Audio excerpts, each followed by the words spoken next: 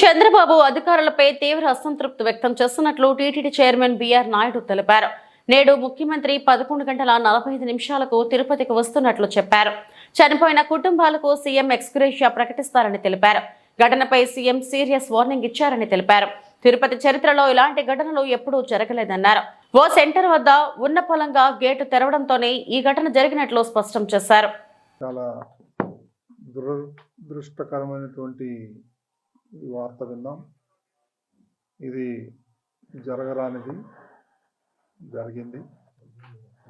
ఇప్పుడే ముఖ్యమంత్రి శ్రీ చంద్రబాబు నాయుడు గారు టెలికాన్ఫరెన్స్ పెట్టారు.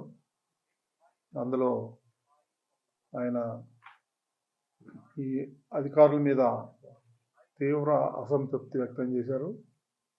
ఇలాంటివి జరగటం దురదృష్టకరం అని చెప్పి ముఖ్యమంత్రి గారు చెప్పడం జరిగింది. కొంత అడ్మినిస్ట్రేషన్ వల్ల ఇది జరిగిందనే అనుమానం ఉంది. ఒక సెంటర్లో మాత్రం